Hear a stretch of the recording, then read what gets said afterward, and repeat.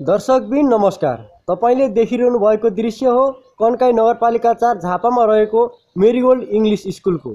यस विद्यालयले विद्यार्थीहरूलाई कोरा कागजी ज्ञान मात्र नदिई बाह्य गतिविधिहरूमा पनि सहभागी गराउँदै आएको छ। आज म तपाईलाई यसै विद्यालयका विद्यार्थीले बनाएको सन्थाली डकुमेन्ट्री देशकै उत्कृष्ट 7 भित्र पर्न सफल भएको विषय जानकारी गराउन गइरहेको छु।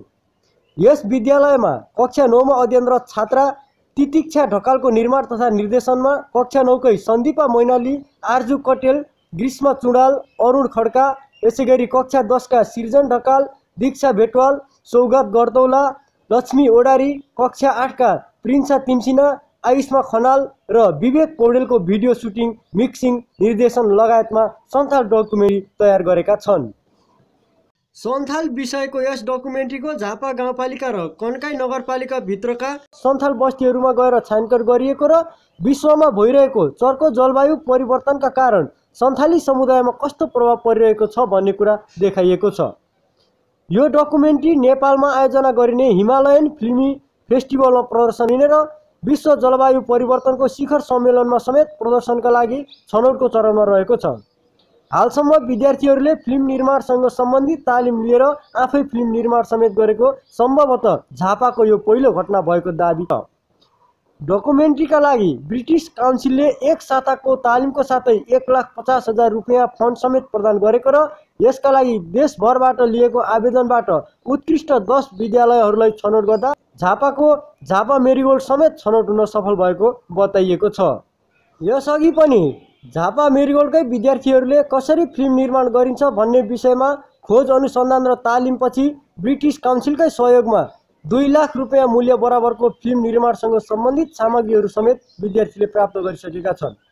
फिल्म निर्माणपछि विश्व समुदायमा नेपालको सन्थाली समुदायको रीतिरिवाज र समस्यापूर्ण मद्दत पुगेको र विद्यार्थीहरूमा समेत सानै उमेरमा फिल्म निर्माण र सन्थाल समुदायको समस्याका बारेमा नजिक हुने मौका समेत मिलेको छ।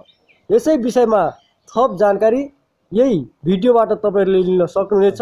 साथै सुपर खबर युट्युब च्यानललाई सब्स्क्राइब पनि गरिदिनु हुनेछ भन्ने आशा छ।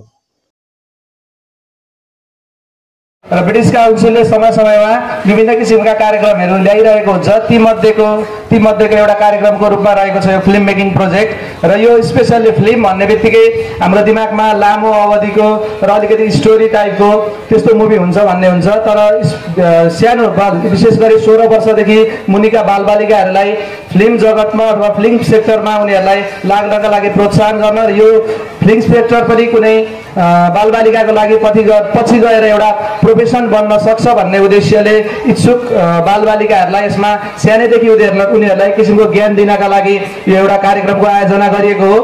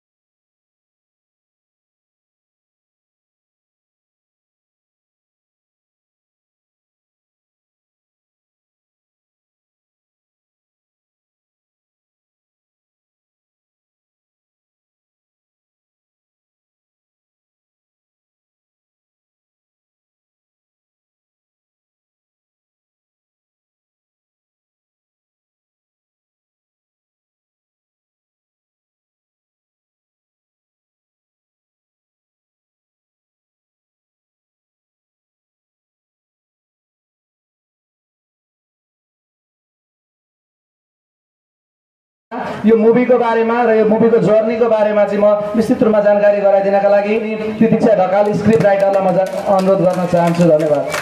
Thank you, sir. Let me begin with what we were at the beginning of this journey. We had no clue what filmmaking was. We visited places, we attended seminars, we conducted meetings, we were trained. We gradually started learning its basics.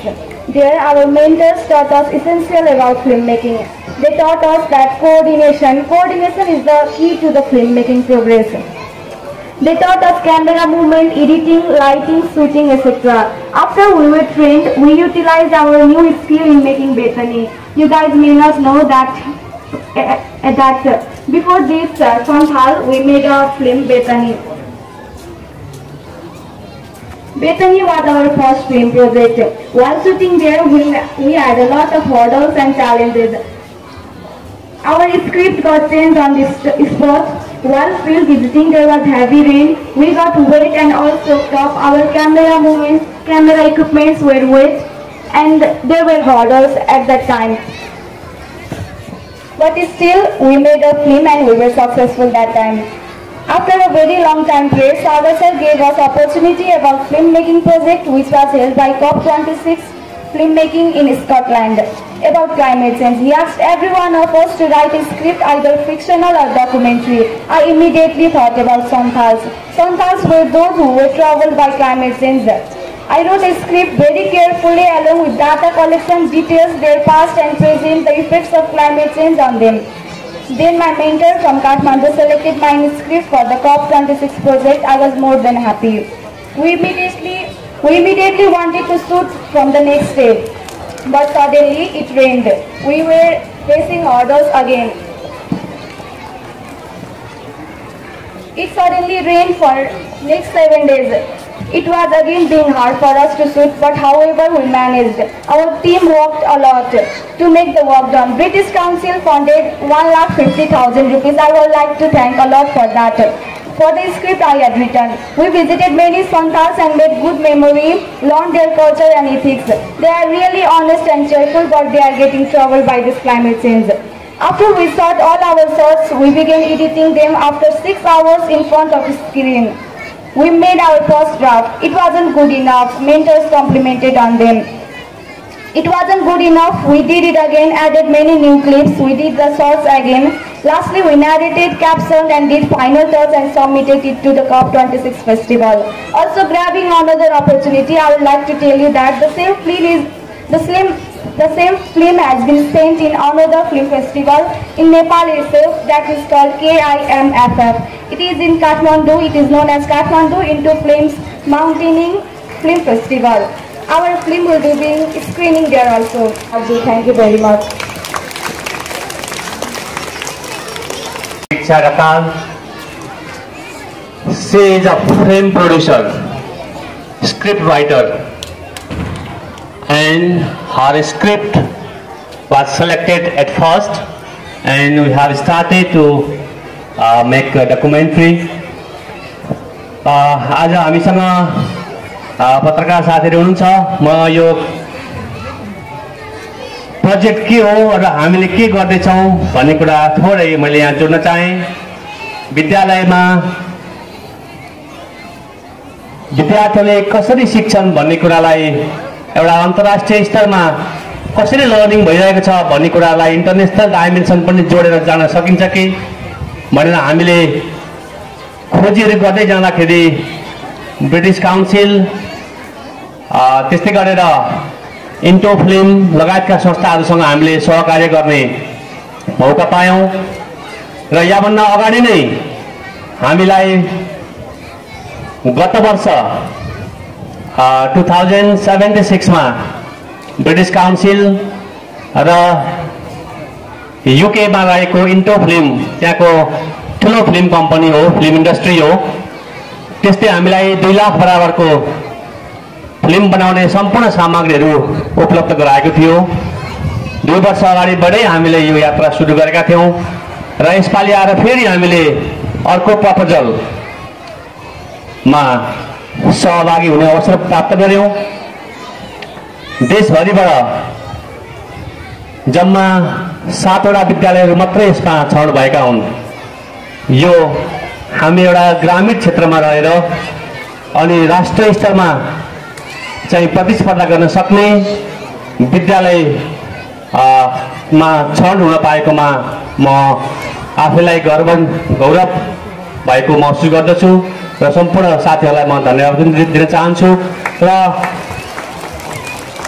यसरी अहिले हामीले सन्थाल समुदाय, हाम्रो झापा जिल्लामा बसोबास गर्ने सन्थाल समुदायलाई आधार मानेर सन्थाल समुदायको जीवन कस्तो चलिरहेको छ र क्लाइमेट चेन्ज, वातावरण परिवर्तनले कस्तो असर पारेको छ, मुख्य विषयवस्तु यसैमा रहेर चाहिँ हाम्रा विद्यार्थी भाइ बहिनीहरूले डकुमेन्ट्री तयार पार्नु भएको छ र विद्यालयले यसमा हामीले थोरै सहजीकरण मात्रै गरिदिएको हो। सबै कामहरू चाहिँ विद्यार्थी भाइ बहिनीहरूले स्वयं गर्नुभएको छ। उहाँलाई सम्बन्धित निकायले फन्डिङ गरेको छ। विद्यालयले यसमा धेरै मेहनत गर्ने टिचर र स्क्रिप्ट राइटर जो चाहिँ प्रड्युसर पनि हो, उहाँलाई पनि चाहिँ पुरस्कृत गर्नुपर्छ भन्ने सोचेर नगद पुरस्कारको पनि हामीले व्यवस्थापन गरेका छौँ। मेन्टर भनौँ अथवा ट्रेनर भनौँ, आदरणीय सागर सरलाई रु 15,000 रुपियाँ नगद प्रदान गर्ने चाहिँ निर्णय गरेको छ। र त्यस्तै गरेर स्क्रिप्ट राइटर प्रतीक्षा ढकाललाई रु 10,000 नगद चाहिँ प्रदान गरिनेछ। म यो नगद हस्तान्तरण गर्नको लागि विद्यालय कोअर्डिनेटर सरलाई अनुरोध गर्दछु। Mr. Sagar sir, he put his best efforts to make it success. And Ms. Pratiksha Dhakal, she wrote the script for this film. And thank you very much. विभिन्न उहाँको रोल रहेको छ। रोल अनुसार हामीले उहाँलाई पनि एउटा मायाको चिनो पुरस्कृत गर्ने सोच बनाएका छौँ र त्यो पुरस्कार वितरण गर्नको लागि मैले विद्यालय सञ्चालक समिति अध्यक्ष तथा स्कुल कोअर्डिनेटर सरलाई अनुरोध गरेँ।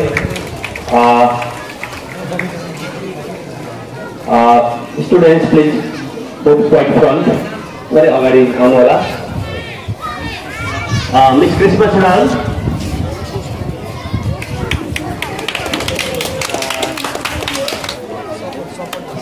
Okay, supporter Sudal. Mister Vivek Raj Paudel, editor. Pratiksha Dhakal script writer, Diksha Bhetwal narrator, जसले चाहिँ हाम्रो फिल्ममा आवाज दिने काम गरेकी छिन्। प्रिन्सा तिमसिना प्रोडक्सन म्यानेजर, जसले चाहिँ हामीहरूलाई प्रोडक्सनका लागि उपलब्ध चाहिने सामग्रीहरू व्यवस्थापन गर्ने काममा महत्त्वपूर्ण योगदान पुर्याएकी थिइन्। आर्जु पटेल सपोर्टमा चाहिँ पनि उनले पनि हामीलाई फिल्म बनाउन ठुलो सहयोग गरेकी छिन्। बसन्त त्रिताल, जसले साउन्ड म्यानेजमेन्टको लागि महत्त्वपूर्ण भूमिका निर्वाह गरेका छन्।